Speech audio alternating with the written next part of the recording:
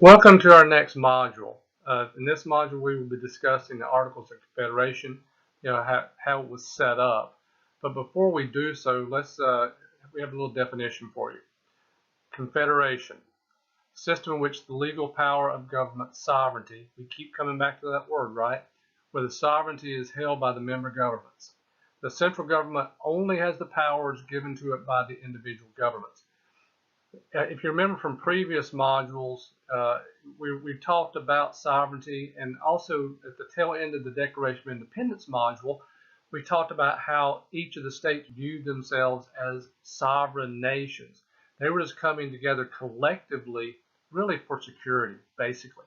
And so that's what we have to proceed with, is that when we established the Articles of Confederation in 1781, that really it was more of 13 individual nations coming together. Now, just to let you know, a confederacy, that is maybe not the most common form of government, but I can tell you Switzerland, I believe it's 17 sovereign nations that collectively make up Switzerland. We typically think of Switzerland as a single country, but it's really, like I said, 17 individual states working collectively together as one. But back to this definition, each individual government only gives the powers to the central government that it is willing to do. At the end of the day, each of the individual states is still sovereign. All right. Now, Articles of Confederation. Now, before we really start stepping through this, kind of let me get to the punchline. Really, the Articles of Confederation was one extreme from what they had experienced under British rule. Under British rule, they thought the power was too swift, too concentrated, and really there was more of a distrust of that strong central government. Okay, so what we see here, first of all, is that when they established this national government, they created a Congress where each state had a single vote. Well, this should make sense at this point. If each state considered itself to be sovereign, teeny Rhode Island shouldn't have any more different vote or say so than big Virginia. Each of them were sovereign. And so I always kind of joke around that if you have an NFL lineman, it would take three of me to make up one of him, but we both have the same vote when we go into the voting booth, right? Let's talk about these two collectively. No executive, no judiciary. So there are a couple things about this, is that really, as each of these states just got their sovereignty through the American Revolution, they weren't too quick to jeopardize that sovereignty that they had just secured. No executive, no judiciary. They did not want a chief executive installed where that person could potentially tell a state to do something that they didn't want to do, right? Secondly, no judiciary.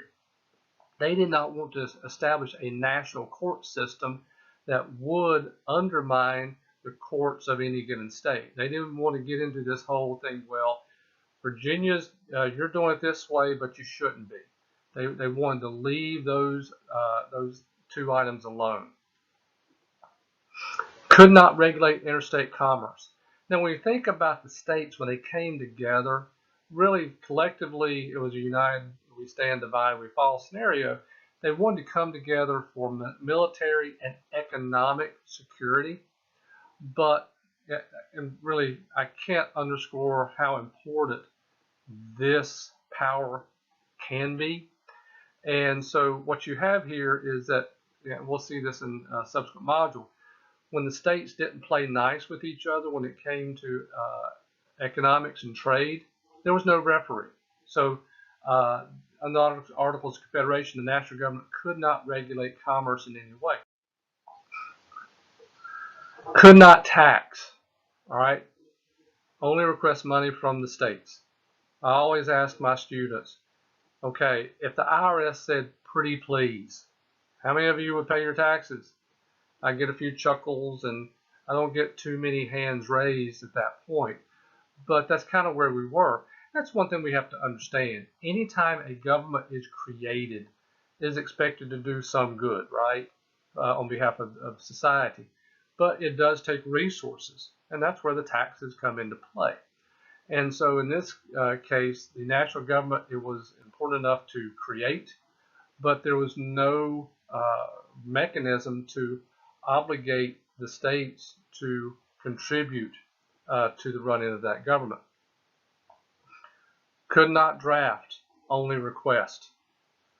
So again, this is another thing that we think of in terms of the national government's ability to secure national security. But in this case, again, for the national government, they could only request soldiers, that they could not obligate. All right. So we're seeing a lot of cannots, right? Okay, required unanimous consent to revise the Articles of Confederation. Okay, now this is something, on the surface it makes sense, but this is such a high bar. I mean, we know each of the states was considered sovereign, and you couldn't compel a state to do something it didn't want to do as a result of that. We get it. But when we crafted this document, and oh, by the way, you don't always talk about this in this class, but really the Articles of Confederation, they started drafting it in 1776. It took 5 years through the Revolutionary War to get to some point where they could piecemeal something together that people could live with, right? But the Articles of Confederation, if you needed to modify or change it, it required 13 to 13. One vote would derail any proposal. Now, over the years, I've always thrown this out there in my classes. Once in a while, I'll have a class with just 13 people. It makes the math easy. But let's say we all wanted to order pizza one night, but we all had to agree on the same pizza, period. I can tell you, in my household, 4 people, oh my goodness, over the years, we can't agree on anything. My youngest, cheese only. My wife, you might as well call it a salad. It's like every vegetable known to man on the pizza. I love any and all meat on my pizza. The more the better. And then my other daughter, who knows what's in her mind at times. Long story short, the 4 of us, we can't agree on what pizza to order. We wind up just ordering 3 or 4 and then having a bunch of leftovers. So, and I'm just talking pizza.